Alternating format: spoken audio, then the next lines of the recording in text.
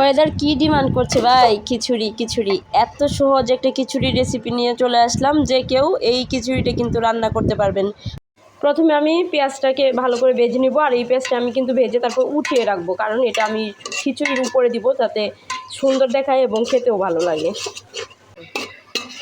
আমার পেঁয়াজ বেরেস্তাটা মোটামুটি হয়ে গেছে, আর এটা আমি এখন উঠিয়ে নিচ্ছি।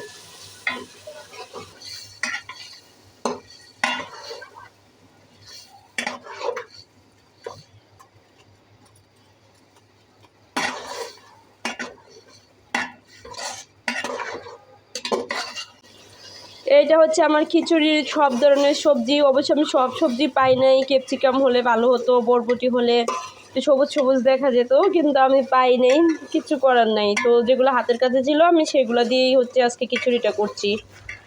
এখানে আমি ধুয়ে রাখা যে চাল ডালটা ছিল এটা এখন দিয়ে দিচ্ছি। আলাদা করে ভাজার কোনো দরকারই নেই, আমি এটার সাথে একদম ভেজে তারপর গরম পানি দিয়ে দিব।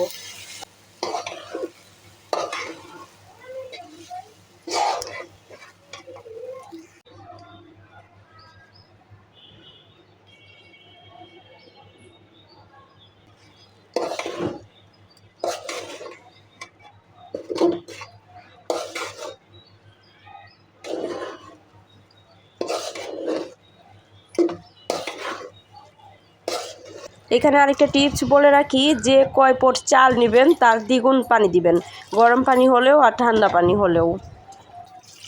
এতে করে খিচুড়িটা কিন্তু একদম ঝরঝরে হবে।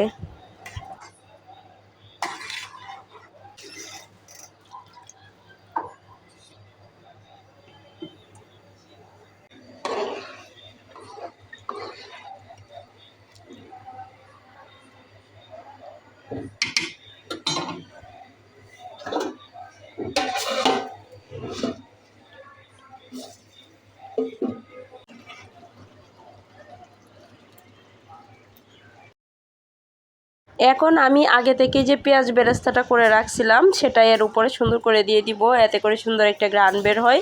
আর ভালো একটা ফ্লেভারের জন্য আমি কিন্তু আরেকটা জিনিস দিব, সেটা হচ্ছে কি বলেন তো, ঘি। ঘি দিলে কিন্তু খুব ভালো একটা ফ্লেভার আসে।